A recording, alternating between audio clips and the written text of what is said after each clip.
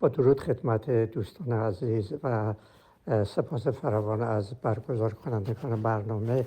من در اختیارتان هستم که پرسش‌ها رو مطرح بفرمایید و مخصوصاً مسئله سخت آگاهی که راه حلی منم براش ندارم، ولی راجع به عملیات ذهنی میتونیم با هم دیگه صحبت کنیم. سلام و عرض ادب خدمت تمام همراهان و دوستان. امروز در خدمت جناب دکتر تقی کیمیایی هستیم. البته نیاز به معرفی من ندارن، ایشون معرف حضور همه شما هستن، متخصص تشخیص طب الکتریکی از آمریکا، برای گفتگو در مورد مسئله سخت آگاهی و حالا بحث اراده آزاد. خیلی خوش اومدین جناب دکتر. با عزتون من بعد از این پیام سوال اول رو طرح میکنم. خب همونطوری که خودتون فرمودین، اولین سوال این جلسه حول محور مسئله سخت آگاهی یا همون هارد پرابلمه. این هارد پرابلم همونطوری که مستحضر هستید توسط چارلز مطرح میشه و چارلز میگه که ما میتونیم بفهمیم مغز چطور اطلاعات رو پردازش میکنه، اما هنوز نمیدونیم چرا این فرآیند فیزیکی تجربه درونی بودن ایجاد میکنه. یعنی چرا ما فقط ماشینیستیم. خب به نظر شما آیا اصلا چنین مسئله‌ای وجود داره؟ جناب دکتر پیاماتون خالی میاد. من متاسفانه مثل اینکه درست جوین نشدم به جلسه، چون که نمیتونم مستقیما صحبت کنم. اجازه میفرمایید یک دقیقه ببینم، امتحان کنم ببینم چطور میتونم مستقیما با شما صحبت. جناب دکتر من عذرخواهی میکنم، مثل اینکه این مسئله فنی پیش اومده. یعنی ما چون اکثر بچه‌ها تیم تو ایران هستن نتونستن به اتاق وایس چت وصل. اگر که براتون مقدور هستش با عرض معذرت شما همینطور به صورت پیامی به صورت غیر مستقیم پاسخ بدین. من بازم بابت این مشکل فنی عذرخواهی میکنم. این مشکلیه که ما بچه‌ای که تو ایران هستن درگیرش هستن دیگه، متاسفانه. بله، من باید بگم که آگاهی چجوری، زیربنای عصبی آگاهی چی هستش. میدونید که در قشر نو مغز 6 لایه هستش و در بخشای از مغز که نواحی ابتدایی حس‌ها هستند، سلول های هرمی واقع در لایه 2 و 3 محل دریافت اطلاعات حسی از جهان خارج از بدن، از درون بدن هستند. این اطلاعات به به دندریت‌های قاعده‌ای سلول های هرمی لایه 2 و 3 میرسند و در اونها فرایند میشن و کم کم بعد از فرایند شدن به شبکه‌های همبسته کننده بیشتر و بیشتر میرسن.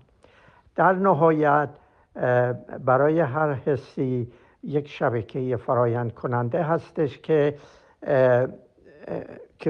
نماینگران محرکاتی که انتخاب شدن که باید بهشون جواب داده بشه، اینا رو در اونجا شکل میگیره. یعنی در دندریت‌های قاعده‌ای نورون‌های هرمی لایه 2 و 3 و از اینجا میره به نورون‌های هرمی، به دندریت‌های قاعده‌ای نورون‌های لایه 5 مناطق همبسته کننده. پس این اون جایی هستش که اون نماینگر محرک معنیدار شکل میگیره در این سیناپس قاعده‌ای. این نورون ها در لایه یک قشر نو یک دندریت هایی دارند که بهشون دندریت های رأسی میگن.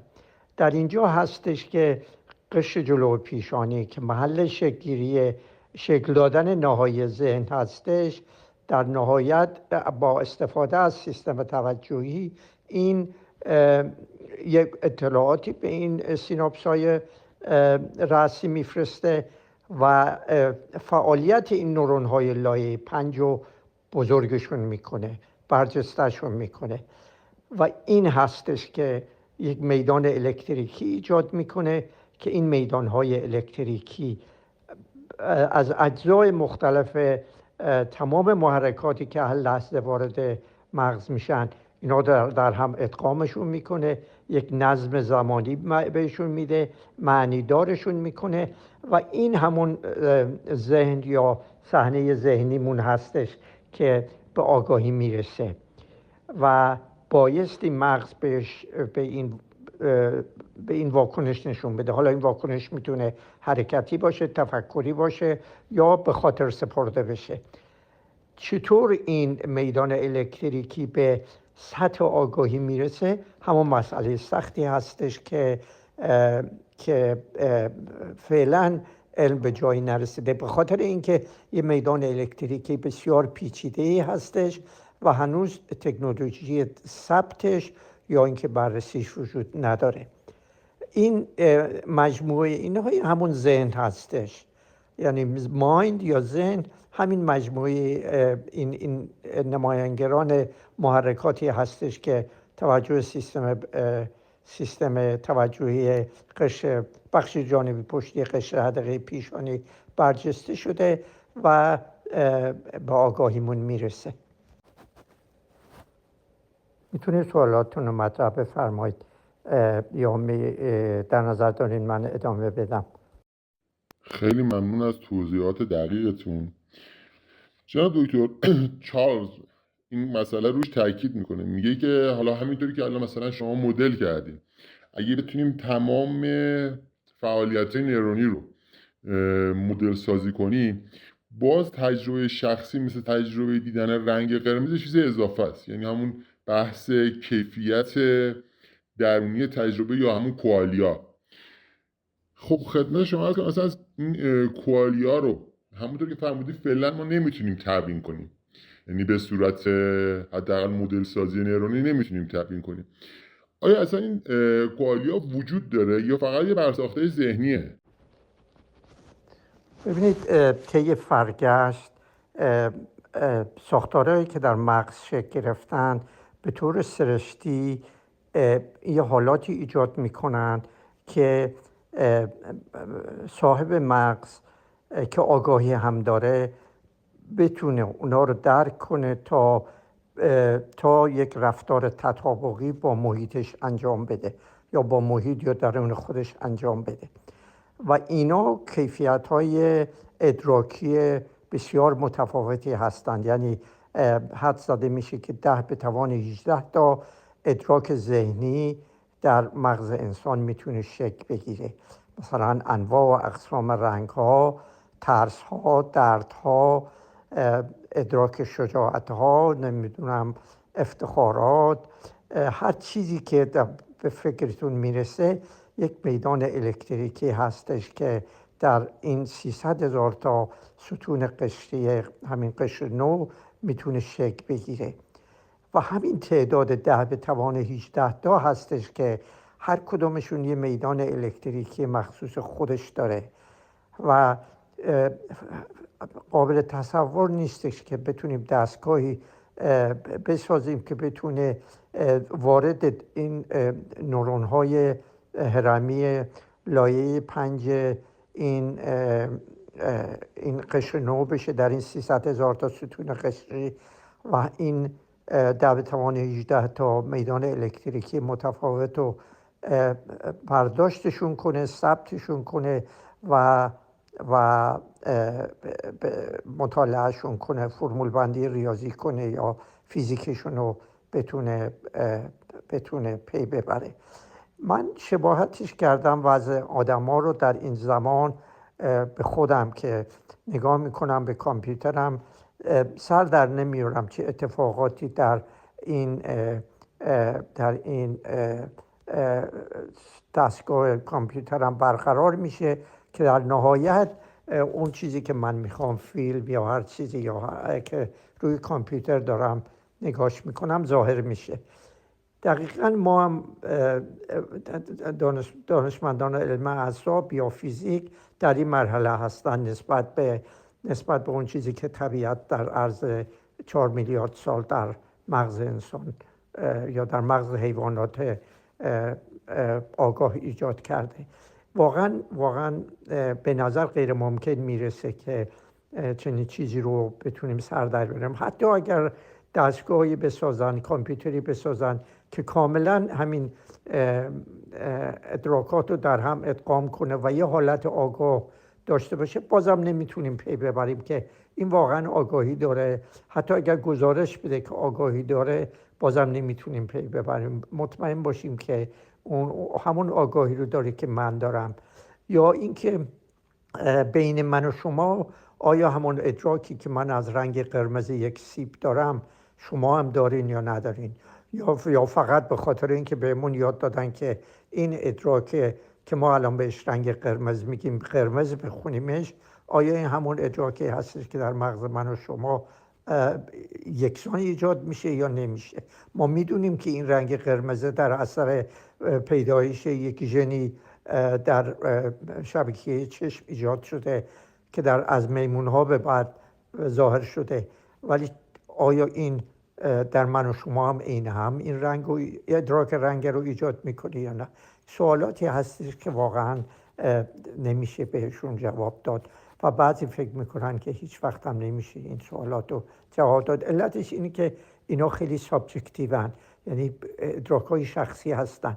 شما الان به هیچ وجه نمیتونید یه بوی گل سرخی رو که به مشامتون رسیده تعریفش کنید و طرف مقابلم ازش بخواید ببینین همون بو رو احساس میکنه یا نه. حالا چیزا پیچیده ترا خب جای خودشون داره. خیلی ممنون جناب دکتر، واقعا توضیحاتتون عالی بود. من یک سوالی تو این زمینه از شما بپرسم. خب همینطور که الان شما مدل کردین، ما میتونیم بگیم آگاهی کاملا فیزیکیه. اگر که این آگاهی رو کامل فیزیکی در نظر بگیریم، چرا ما احساس میکنیم در مرکز تجربه‌ای؟ یعنی اون من درون ما از کجا میاد؟ یعنی اون من درونی ما هم همین محصول فعالیت نورونی مغزه که فرمودید. بله، برمیگردیم به ادراک من.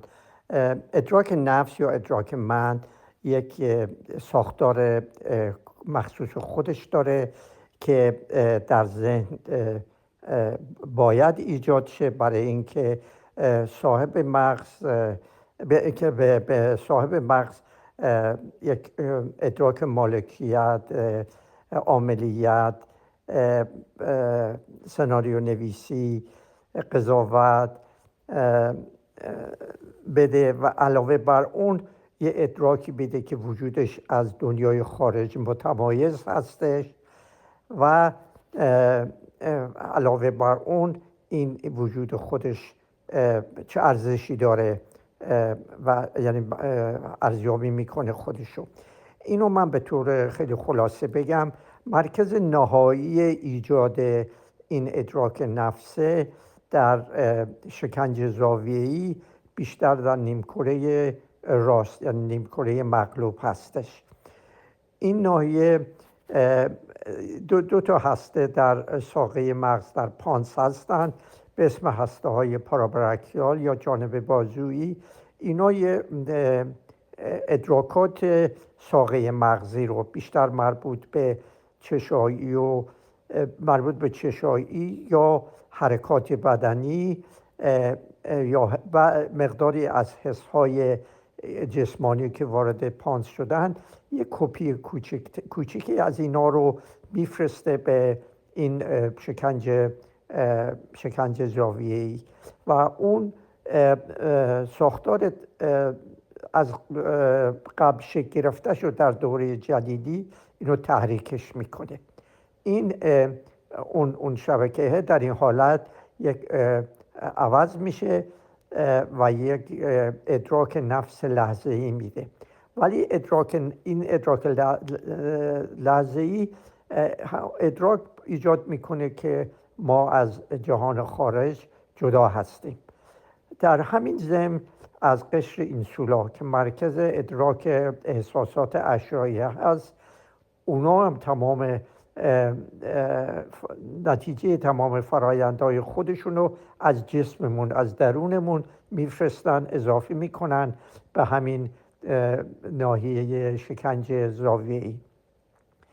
در همین حال همیشه سیستم شبکه روند تفکر دیفالت که همیشه در واقع محل ارزیابی وجود خودمون هستش، ادراکاتی که از خودمون کل خودمون داریم که در قشر جلوپیشانی شکل میگیره، در سطح داخلی قشر جلوپیشانی، اونم میفرستتش از یه ناحیه به اسم ناحیه جلومیخی یا پریکونوس که درست در سطح داخلی شکنجه زاویه‌ای قرار گرفته، اونم تزریق میشه توی این. در نهایت ادراکی ایجاد میشه که ما وجود داریم، به خاطر اینکه از جسممون ادراکات حساب وارد شده، جدا از دنیای دیگری هستیم و چه ارزشی داریم هر لحظه، چه وجودمون چه ارزشی داره. البته این موضوع ارزش داشتن متغیر اکثر اوقات لازم نیست، ولی گاهی در روابط اجتماعی ظاهر میشه. اون وقت این حتما بایستی در صحنه ذهنی ظاهر شه، حالا خیلی برجسته یا در پس پرده یا اینکه در زمینه ظاهر باشه تا تمام اتفاقاتی که به آگاهی میرسن به این نسبت داده بشه. وگرنه آدم دچار اختلالی میشه که گاهی در بیماری مثلا اسکیزوفرنی ایجاد میشه که این ادراکات ذهنیشو به عوامل خارج از وجود خودش شکل میده که این در نتیجه همون اختلالی هستش که در سیستم دوپامینی ایجاد میشه. در این مورد تمام نمایانگران که در حس بینایی، شنوایی، بویایی، اینا هم وارد این میشه و در نهایت ادراک ایجاد میشه که این نفس هستش که داره میبینه، میشنوه، بو میکنه، حرف میزنه، احساس داره. اینا همشون در نهایت در همین ناحیه شکل میگیره. همین ناحیه هستش که اگر تحریک بشه یا از کار افتاده بشه، همون ادراک خارج از جسم با آدم میده که خیلی علاقه دارن بهش، که در مواقعی که مغز در حال اغتشاش هستش ممکنه این ادراک به هم بخوره و اون ادراک نفس خارج از جسم ایجاد بشه. خیلی ممنون جناب دکتر، واقعا توضیحاتتون عالی و به ساده ترین زبانی که میشد بیان کردید.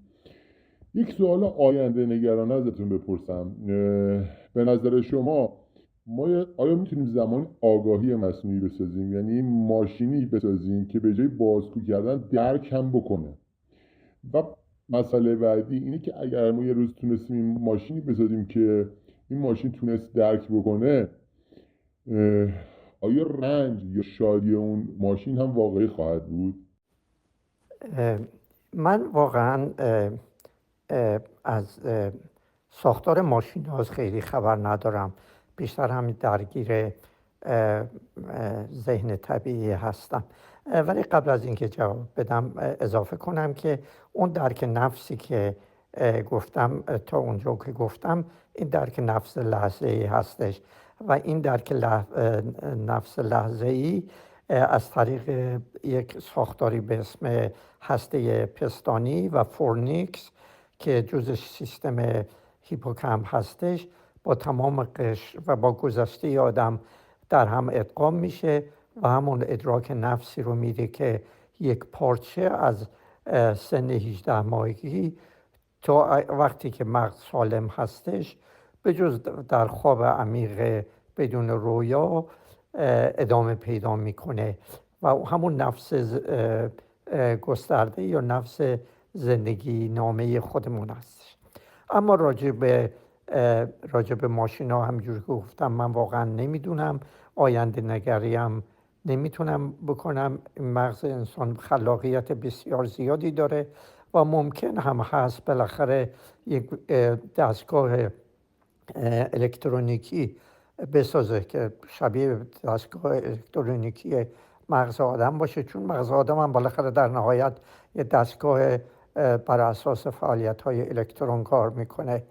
پویاییش، تمام پویایی‌هاش ناشی از همینه. شاید هم یک روزی علم اونقدر پیشرفت کنه که یه دستگاهی بسازه که این دستگاهه وقتی که ما نگاش میکنیم همون ادراکی رو به ما منتقل کنه که ما از انسان‌های دیگه یا از حیوان‌های آگاه دیگه پیدا میکنیم. ولی من واقعا قدرت پیش بینی ندارم، ولی از اونجایی که این بشره یه مغز بسیار خلاقی داره ممکن است بالاخره یک چنین دستگاهی رو بسازه، ولی کی و با چه علمی منتظر میمونیم. خیلی ممنون جناب دکتر. بله متوجهم بحث سوال آینده نگرانه چندان علمی نیست، ولی خب اینو طرح کردم چون میتونست مسئله جالبی باشه حالا همچین اتفاق اگه بیفته. خب پاسخهای شما تا اینجا خیلی نزدیک بوده به چیزی که من از فلسفه ذهن دنیل دنت درک کردم. البته دنت حالا به طور کل اصلا کوالیا رو کامل رد میکنه. یعنی دنت میگه تجربه درونی یا کوالیا در واقع یک اشتباه زبانیه.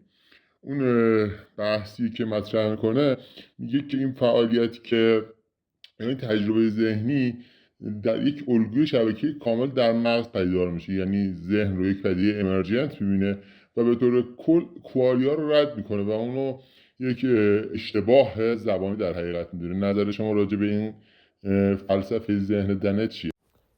من واقعا خیلی آشنایی خیلی عمیقی با هیچ کدام از این فیلسوفای ذهن ندارم. بیشتر دنبال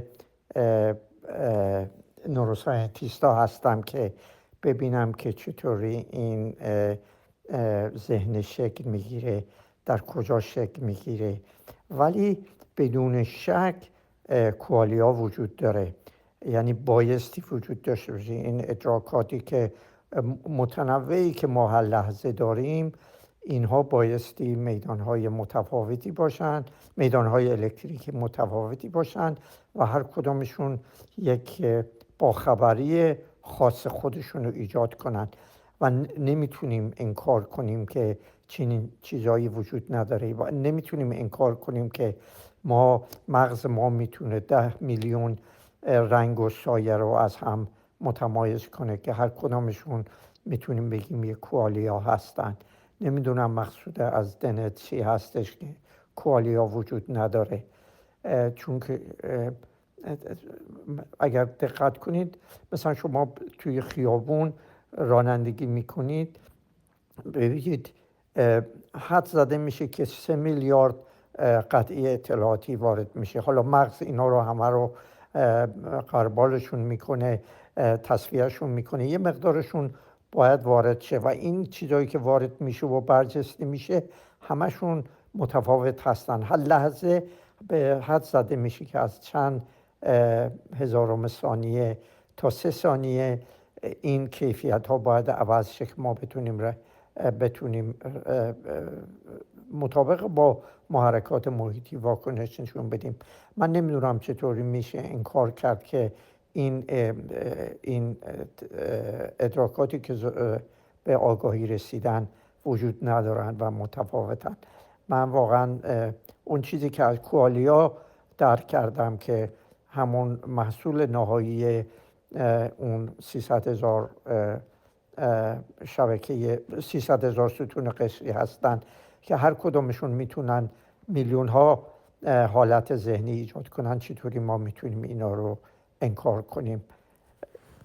ولی از نظر نورولوژی، از نظر علم اعصاب، مثلا ما میتونیم یه بخش کوچیکی از سطح داخلی قشر پشت سری رو آسیبش برسونیم، یا یه مریضی که سکته میکنه دو طرفه در این ناحیه، کوالیای رنگ رو کاملا از بین ببریم. یعنی ادراکات شبیه به اون چیزی میشه که تو تلویزیون‌های سیاه‌سفید وجود داشت، یعنی رنگ دیگه وجود نخواهد داشت.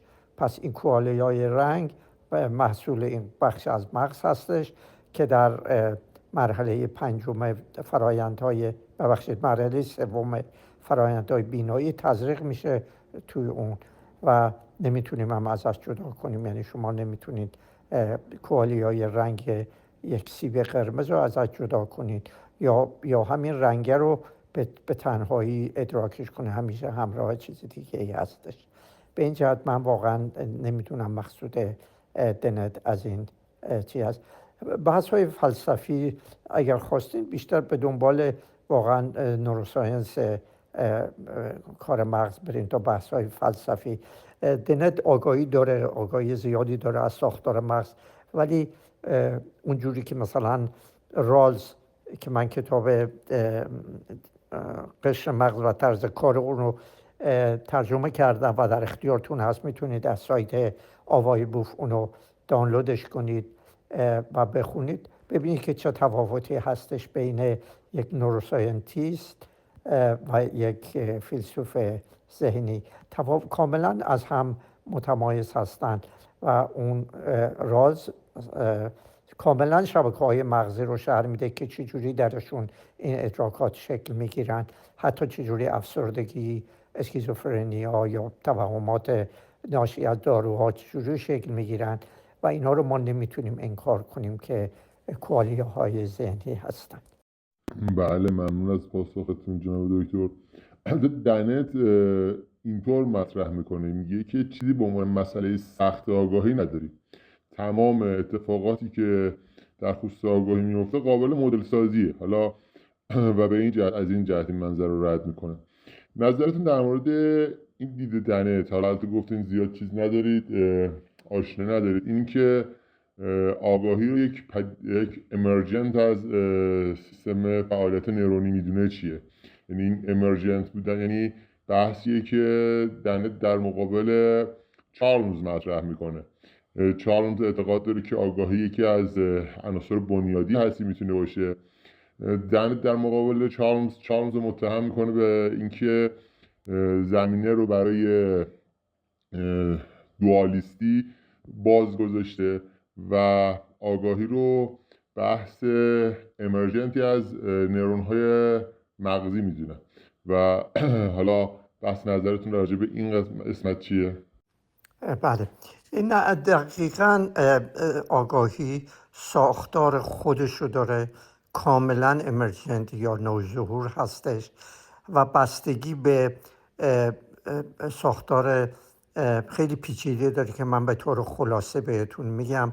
یک پدیده هستش، پدیده هم هستش، کاری هم نیستش، هیچ عملی انجام نمیده، فقط برای انسجام ذهنی شکل میگیره و تمام کارها رو نورون ها و شبکه ها و مدارهای مغز انجام میدن و این به صورت یک پدیده امرجنت یا نوظهور ظاهر میشه. برای پیدا شدنش هم بایستی که سیستم فعال کننده مشبک ساقه مغز که در مغز میانی و بالای پانس قرار گرفته سالم باشه، سیستم تناوب شبانه روزی هایپوتالاموس که در هسته فوق کیاسمایی هست بایستی کار کنه، چون آگاهی با خواب و بیداری کاملا در هم آمیخته هستند. پس این دو تا سیستم بسیار مهم هستش که بایستی حتما وجود داشته باشن و فعال باشن. هسته هایی که در سیستم فعال کننده مشبک هستن، یعنی استیلکولینی، نورپینفرینی، هیستامینی، اورکسینی، دیگه سروتونینی، فکر کنم نورادرنالین اگر نگفتم، اینا همه بایستی فعال باشن. حتما بایستی تالاموس فعال باشه، یعنی تالاموسی که در خواب بدون رویا از فعالیت میفته، اون باید حتما توسط سیستم استیلکولینی، همون سیستم مشبک فعال کننده، بایستی فعال بشه. قشر مغز بایستی وجود داشته باشه، حتما بایستی بخش پشتی جانبی قشر جلو پیشانی فعال باشه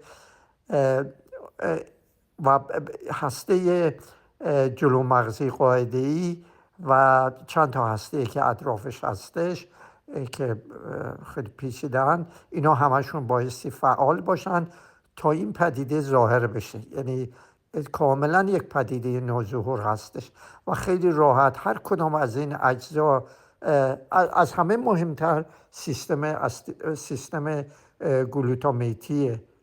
گلوتامیک اسید و گاما آمینو بوتیریک اسیدی خود قشر مغز، اینا باید همگی فعال باشن تا آگاهی شکل بگیره. یعنی یک سیستم، یک محصول نوظهوری هستش که احتیاج داره که از ساقه مغز به بالا حتما همشون فعال باشن. هر گونه اختلالی که در این جاها پیدا شه، یا آگاهی کاملا از بین میره یا اینکه مختل میشه، سطح آگاهی کم و زیاد میشه. و کاملا موافق هستم که یک پدیده امرجنت هستش، ولی اینکه کاری باشه دستوری صادر کنه یا اینکه مغز رو برگرده و مغز رو تحت تاثیر قرار بده که کارهای انجام بده، چنین چیزی نیستش. یعنی یک عملیات فوقانی تحتانی دیگه وجود نداره. ذهن فقط به همین خاطر ایجاد شده که اولش گفتم که یه انسجام ادراکی ایجاد کنه. پس در این مورد دنت درست میگه که این آگاهی همینجور که خود مغز در طی تاریخ به صورت خود آگاهی به صورت یک پدیده نوظهور در طی تاریخ فرگشت پیدا شده، در مغز آدم هم احتیاج داره که یک سیستم‌های مختلف زیربناییش کار کنن تا این پدیده شکل بگیره و میتونیم هم کاملا به همش بزنیم. مثلا در هنگام هوشبری جراحی یا در خواب عمیق بدون آگاهی این سیستم به هم میخوره. به همین جهت که آگاهی حتما با سیستم خواب و بیداریمون هم کاملا در هم آمیخته هستش و قابل جدا شدن از هم نیستن. به این جهت درست موافقم که این یک آگاهی، یک پدیده، فقط میگم پدیده نوظهور هستش که بر اثر ساختارهای بسیار پیچیده و درگیری تقریبا شاید تمام ناقلین عصبی و گیرنده هایی که در قشر مغز هستش ایجاد میشه. به همه جهت هم این جوان‌ها یا هر کسی که این مواد توهمزا رو ایجاد میکنه، به خاطر حالا ساختار شیمیایی هر ماده که استفاده کردن، آگاهیشون عوض میشه و پس میرسونه که کاملا این وابسته به این ناقلین عصبی و گیرنده ها و نورون ها و همین ساختارهای شبکه های مغزی هستن. خیلی متشکرم جناب دکتر از پاسخگوییتون. پس تا اینجا که ذهن یا آگاهی یا همون خودآگاهی یک امرجنت از یا همون به قول شما پدیده نوظهور از فعالیت نورونی هسته، شما با دنت کاملا موافق. فقط همونطوری که شما تاکید کردید، شما ذهن یا خودآگاهی رو یک امرجنت ضعیف میدونید که کاملا قابل تقلیل در برنامه نورونیه. حالا اینجا اختلاف نظر با دنت ایجاد میشه. یعنی دنت میگه که ذهن یا خودآگاهی یک امرجنت قویه، یعنی در سطح به عنوان پدیده نوظهور قابلیت تأثیر علی مستقل داره. یعنی اینکه ما در ذهن جدای از نورون ها میتونیم آینده رو بسنجیم، آینده های ممکن رو بسنجیم و از بین آینده های ممکن یکی رو انتخاب کنیم. و اینکه یعنی طبق گفته شما توی پیام قبلی، تقریبا ما یک ماشین زیستی هستیم و هیچ اراده آزادی رو برای انسان قائل نیستید. یعنی تقریبا یک جبرگرای سخت.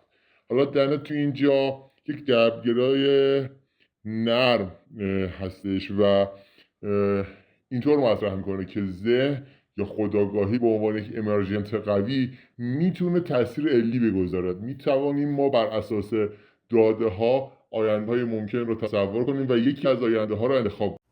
اجازه بفرمایید من براتون این مسئله ساده ای رو از یه ذهنی بگم که هممون شاید رو به طور روزانه یکی دو بار ادراکش کنیم و اون ادراک گرسنگی هستش که این ادراک گرسنگی رو شاید اگر با نظر دنت موافق باشیم میتونیم بگیم که شایع ترین حالت ذهنی هستش که علت فوقانی تحتانی برای قصدمون و اراده آزادمون میتونه داشته باشیم. بهتون بگم که این یه برداشت غلطی هستش. ببینید من براتون گرسنگی رو میگم که چجوری شکل میگیره، یعنی حالت ذهنی گرسنگی و چجوری این هیچ خود این حالت نمیتونه عملیات داشته باشه. ببین وقتی قند خون پایین میفته در یه حالت یک ماده‌ای از معده آزاد میشه، از فندوس معده به اسم گرلین.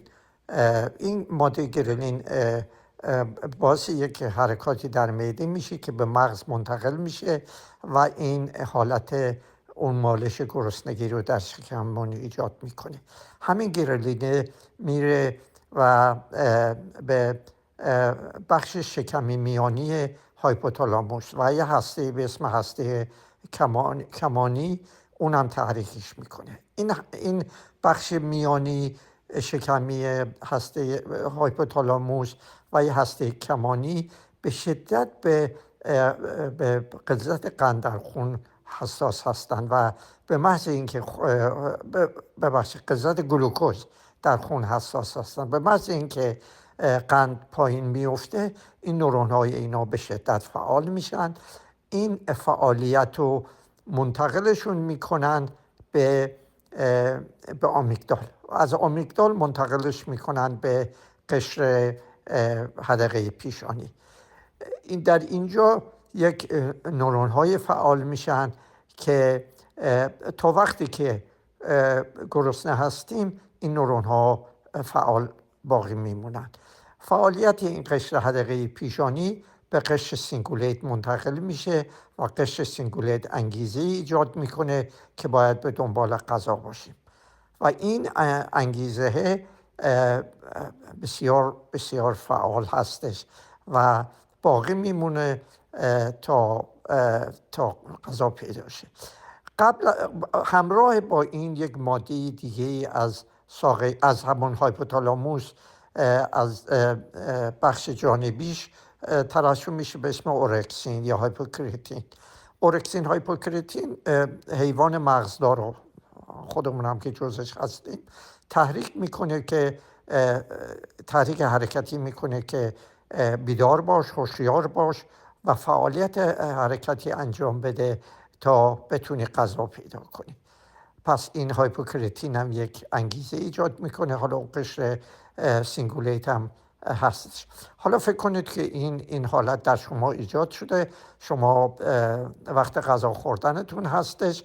حالا این بایستی اینا وارد شبکه‌های تصمیم گیری مغز در ناحیه ده برادمند یا سطح داخلی قشر جلو پیشانی میشن.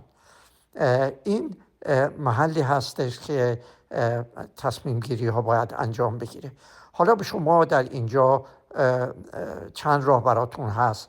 مثلا من دو راه ساده‌اش رو میگم.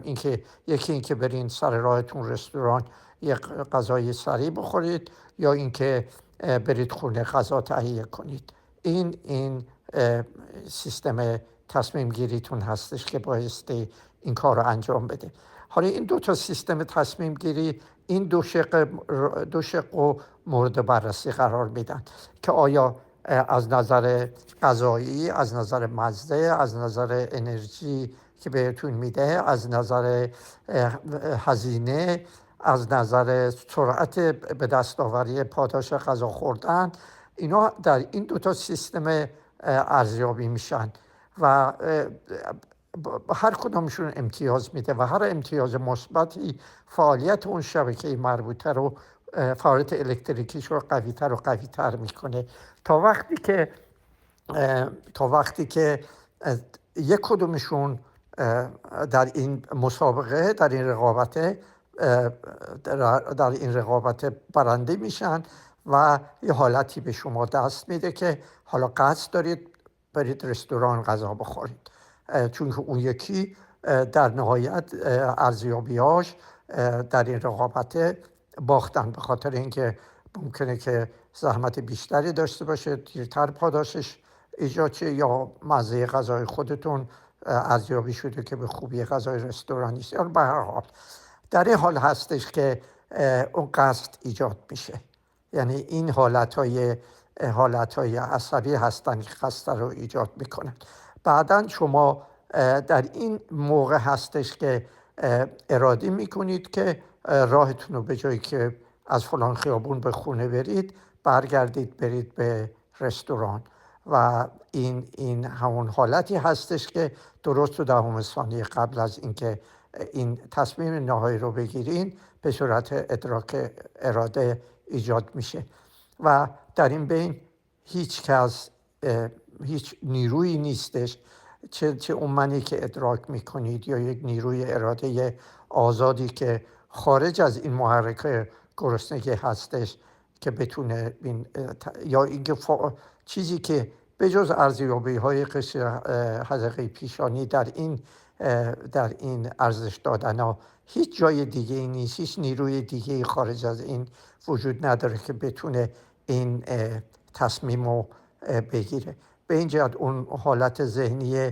گرسنگی هستش که بالاخره عملیات نهایی هستش و هیچ نیروی دیگه ای وجود نداره که بتونه اینو آزاد کنه. یعنی یه حالت جبری در مغز ایجاد میکنه که تا وقتی هم که اون نورون‌های قشر حلقه پیشانی که تحریک شده بودن تا وقتی که اونا فعالاً گرسنگیتون برطرف نمیشه، به محض اینکه شروع میکنید به غذا خوردن، حتی قبل از اینکه غذا جذب شه و سطح گلوکوز خونتون بالا بره، اون از راه حسای دهانیتون اون فعالیت های نورون رو کمتر و کمتر میکنن. فعالیت اون نورون هم بیشتر از همه به قند جواب میده، به شیرینی، به حس شیرینی جواب میده. با همین جهت هستش که اکثر مردم حتی بعد از خوردن غذای کافی هنوز احساس میکنن که به یه چیز شیرین هم احتیاج دارن تا کاملا اون نورون رو از فعالیت بندازن. من هیچ نیرویی رو نمیتونم فرض بگیرم که بتونه به این سیستم، اولا از این سیستم آگاه باشه و اینکه بتونه این سیستم رو تغییر بده و در نهایت قصدتون یا اراده آزادتون یا ارادتون رو برای انتخاب رستوران بر خونه ارجحیت بده. باز هم ممنون از توضیحات دقیق و مثال قابل فهمتون. خب قضیه رو ببریم به این سمت که اگر همه چیز جبری باشه پس تکلیف مسئولیت اخلاقی چی میشه؟ یعنی آیا ما بابت کارهایی که میکنیم مسئولیت اخلاقی داریم یا خیر؟ ببینید جناب دکتر، من مسئولیت حقوقی رو مطرح نمیکنم که بگیم حالا مثلا جبر حقوقی، جبر ساختاری یک جامعه مجبور میکنه که ما رو از سری قوانین تبعیت کنیم. نه، مسئولیت اخلاقی یعنی اون سیستم درون نگری خودمون. اینی که خب در همین مثال گرسنگی ما وقتی یه پول نداریم یا غذا نداریم آیا دزدی بکنیم یا دزدی نکنیم، یا مثلا کسی که ریاضتی میکشه، حالا تو مسئله مذهبی یا توی بحث مرتاضها مثلا روزه‌داری، اینکه یه مدتی غذا نمیخوره با اینکه پیام گرسنگی میاد. این بحث درونی، اون بحث مسئولیت اخلاقی که ما نسبت به افعال و کنش هامون، آیا اصلا مسئولیت اخلاقی داریم؟ اگر که همه چیز صرفا ماشینی باشه چه مسئولیت اخلاقی درونی داریم؟ یعنی ما میتونیم خودمون آیا مسئول کارامون بدونیم یا اشتباهاتی که ما میکنیم ما مقصرش هستیم یا نه تقصیر گردن ما نیست، همش فعل و انفعالات شیمیاییه؟ بله، جالبه. اولا که منی وجود نداره که عامل باشه، به این جهت مسئول نهایی خود مغز هستش و اگرم پاداشی دریافت کنه یا مجازاتی بشه خودش درکش میکنه. ببینید ما به طور جبری مغز ما که خود ما هستش، جدایی هم نداره، یعنی من چیزی نیستم به جز مغز خودم و شما هم همچنین. به این جهت این مغز هم در اثر ژنتیک، عوامل اپیژنتیکی و تمام محرکاتی که از وقتی که مغز جنین شکل میگیره در 2-3 ماهگی که میتونه واکنش نشون بده در دوران جنینی، هر محرکی که واردش میشه شکلش رو عوض میکنه تا وقتی که مرگ مغزی پیش میاد و دیگه این مغز قابلیت پلاستیسیتی نداره. هیچ کدوم از این عوامل در انتخاب ما نیستش و حتی واکنش نشون دادن مغز ما، طرز واکنش نشون دادن مغز ما، ساختار نورونی، شبکه‌ایش، مداریش، ناقلین عصبیش، اینا هیچ کدومشون در اختیار ما نیستش که بتونیم عوضش کنیم. به این جهت یه حالت جبر مطلقی برقرار میشه، علت و معلولی که از لحظه بیگ بنگ شروع شده و تا به ما رسیده. نه پدر مادرمون رو میتونیم انتخاب کنیم، نه خانوادهمون رو، نه اجتماعمون رو، نه درسایی که بهمون دادن، نه محیط زندگیمون رو. به این جهت از نظر اخلاقی کارهایی که مغز انجام میده مسئولیتی نداره و اگر تنها در جنگل هم زندگی کنه آزادی مطلق داره که هر جور دلش میخواد زندگی کنه. وقتی مسئولیت ایجاد میشه که یک نفر دیگه وارد این جنگله و در مجاورت این آقا قرار میگیره، این خانم قرار میگیره، در این حال این آزادی مطلقش محدود میشه و به خاطر روابط بین انسانی مسئولیت ایجاد میشه. یعنی اینجا هستش که مسئولیت قضایی ایجاد میشه. حالا قضاوت و منظورم اینه که مربوط به کیفیت روابط بین انسان ها هست. دیگه این آقایی که در جنگل میتونه ساعت 2-3 بلند شه طبل بزنه دیگه نمیتونه، این اجازه رو نخواهد داشت که این کار رو بکنی، چون مانع سعادت و آزادی یا کار مغز نفر دوم میشه. اینجا هستش که ما چون موجود اجتماعی هستیم به این جهت مسئولیت اخلاقی پیش میاد، فقط هم در مقابل دیگران. در خودمون اگر کاری انجام بدیم و به هیچ وجه اثری بر دیگران نداشته باشه که خیلی خیلی نادر میشه چنین کاری، حق داریم اون کار رو انجام بدیم. ولی به محض اینکه این رفتار ما اثری بر دیگران داشته باشه، اون وقت باید خوبی و بدی این مجازات و پاداش‌ها رو نرم‌های اجتماعی، هنجارهای اجتماعی تعیین کنن که ببینن که کدومش این رفتارها که بر اجتماع اثر میگذاره، بر افراد دیگه اثر میذاره، کدومش باید پاداش داده بشه و کدومش باید مجازات باشه. ولی بایستی این حس ادراک مسئولیت رو در افراد تقویتشون کنیم. اینم خودش بخشی از ذکاوت اجتماعی هستش که بخش پرورش یابنده مغز در اجتماع هستش. یعنی این بخش ژنتیکی نیستش، توانش هستش، ولی بایستی پرورش پیدا کنه و این بخشی که به مردم فهمانده بشه که مسئولیت دارین در مقابل رفتاراتون، این اون چیزی هستش که میشه بار این قشر حدقه پیشانی کردش که مسئول ذکاوت اجتماعیمون هستش. به این جهت مسئله این هستش که ما در مقابل خدا یا در مقابل خودمون یا این مغز در مقابل خودش مسئولیت اخلاقی نداره، ولی در مقابل دیگران مسئولیت اجتماعی یا مسئولیت قضایی داره و به همین جهت هستش که پاداش آخرت کاملا بی‌معنی میشه.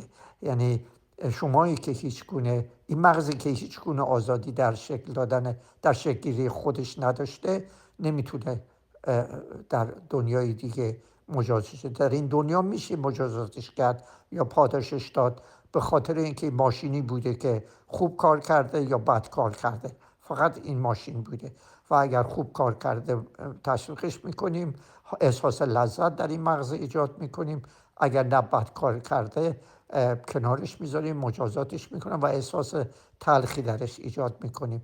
همین این کاملا موضوع مسئولیت، نبود مسئولیت اخلاقی و بودن مسئولیت اجتماعی یا مسئولیت قضایی هست. قضایی هم وقتی ارزش داره که دستورات قضایی که در یک سیستم دموکراتیک با نظر آزادانه همه مردم این قوانین ریخته بشه، نه اینکه یه عده بشینن سطح بالا و این دستورات رو حالا به خدا نسبت بدن یا خودشون تصمیم بگیرن و دیکته کنن که مردم چگونه بایستی رفتار کنن. این فقط وقتی هنجارهای اشتباهی ارزش دارن که اکثریت مردم بهشون باور داشته باشه. خیلی ممنون جناب دکتر. اگر که خسته نیستید من به پرسش ها ادامه بدم. اگر خسته شدید و اینکه چون نمیخوام باعث اذیت شدنتون بشم، اگر که خسته هستید میتونیم بقیه پرسش ها رو بذاریم برای یه جلسه دیگه اگر که فرصت دارید. اگر خسته نیستید من ادامه بدم. برای اینکه یه مقداری از وقت دوستان اولش گرفته شد و هنوز یه 10 دقیقه دیگه به 2 ساعت جلسه مونده، میتونید 1-2 تا سوال دیگه این مطرح بفرمایید. خیلی ممنون از لطفتون جناب دکتر. پس من این رو به عنوان سوال پایانی مطرح میکنم. حالا شما هر توضیحاتی که میخواین در ادامهش مطرح بفرمایید. خب تا اینجا ما راجع به آگاهی و اراده و اخلاق صحبت کردیم. طبق نظر شما، طبق فرمایش شما همه اینها محصول مغز هست. اگر ما همه اینا رو محصول مغز در نظر بگیریم، اصلا چیزی در ما واقعی هست؟ اصلا ما میتونیم راجع به معنا حرف بزنیم، راجع به ارزش حرف بزنیم. اون اول جلسه هم خودتون راجع به ارزش که اشاره کردید. آیا اصلا ما میتونیم راجع به ارزش، راجع به شگفتی، راجع به حیرت و راجع به این مسائل صحبت بکنیم؟ بله، میدونیم ما در یک دنیای مطلقاً مادی زندگی میکنیم، یعنی یه دنیای ماتریالیستی مطلقی هستش و هیچ چیز متعالی درش نیست مگر در اذهان خودمون. یعنی در این ذهن خودمون یه چیزایی ساختیم که فکر میکنیم که غیر ماتریالی یا ماورای طبیعی هستن. اما از اون جایی که موجود اجتماعی فرگشت پیدا کرده ایم، بایستی به این زندگی که در اصل هدفی نداشته، مقصودی نداشته و هیچ معنی متعالی درش وجود نداره، یک معنی ماتریالی بدیم. یعنی بایستی، چون واقعیت ماتریالی در دنیا هستش، پس باید بگردیم دنبال ارزش‌های ماتریالی که به این وجود ماتریالی خودمون یه ادراک معنی بدیم. این بیشتر از همه در روابط بین فردی شکل میگیره، این معنی، به خاطر و این در واقع این بزرگترین عاملی هستش که مغزهای طبیعی رو به ادامه حیات و مانع شدن از خودکشی میکشونه. این روابط نه تنها بین افراد هستش، بلکه نسبت به تعلقات دیگه‌ای که داریم. تعلقات میتونه ذهنی باشه، دانشمون، اطلاعاتمون، احساساتمون، خلق و خومون، ارزش‌هایی که خود مغز در سیستم روند دیفالتش به خود مغز میدن، به وجودمون میدن و اینم قابل پرورش هستش. و متعلقات مادیمون، حالا حسابهای بانکمون، نمیدونم کتابامون، خونه هامون، ویلاهامون، بچه هامون، پدر مادرمون، خواهر برادرمون، فامیلامون، دوستانمون، سرگرمی هامون، اینا همشون مادی هستن و میتونن معنی بدن و خالی شدن از این معانی که ظاهراً در طول تاریخ بهشون ارزشی ندادن، در واقع همونایی هستن که مانع میشن از اینکه آدم خودکشی کنه.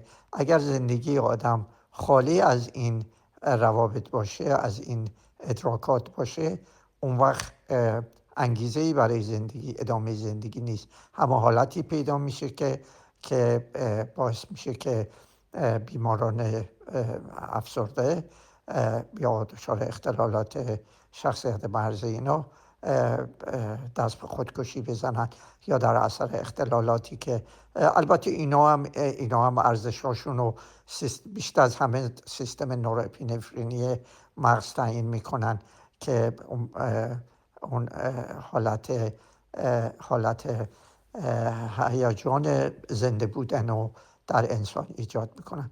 بله، با وجود اینکه ساختار کاملا مادی هستیم، میتونیم از همین ارزش‌های مادی ماتریالی استفاده کنیم و یه ادراک خوشی در ذهنمون ایجاد کنیم که باعث شه که به زندگیمون ادامه بدیم و این وهم خوشخیم رو درش ایجاد کنیم که بله، زندگی معنی داره. میگم وهم خوشخیم چون بدون اون ادامه زندگی ممکن نیست، و اگر این معنی دادن ها منفی باشه، یک وهم بدخیمی در مغز ایجاد میشه. به این جهت که در نهایت اینکه معنی متعالی وجود نداره، معنی متافیزیکی وجود نداره، و اگر هم کسی ممارست هایی میکنه مثل ریاضت و نمیدونم عرفان و این چیزا، اونا هم یه حالات خلسه در مغزش ایجاد میکنن که خوشایند هستش و اونا هم میتونه معنی بده. البته معنیاش اونا با واقعیت دنیای ماتریالی مطابقت نداره و یه حالت گولزنک هستش. بس وقتمون تمام شد. من سپاسگزارم که از من دعوت کردید. امیدوارم همه خوب و خوش باشید. خیلی ممنون جناب دکتر کیمیایی، واقعا برای من بحث مفید بود. لذت بردم از مصاحبت با شما، استفاده کردم. امیدوارم که برای شما هم بحث خوب بوده باشه. امیدوارم که دوستانی که بحث رو شنیدن، بچه‌هایی که توجه کردن، استفاده کنن، برایشون مفید بوده باشه. من بحث رو با یک رباعی از خیام تموم میکنم که حالا نزدیک به سخن پایانی شما هم هستش. خیام میگه: خیام اگر ز باده مستی خوش باش، با ماهرخی اگر نشستی خوش باش، چون عاقبت کار جهان نیستیست، انگار که نیستی، چو هستی خوش باش.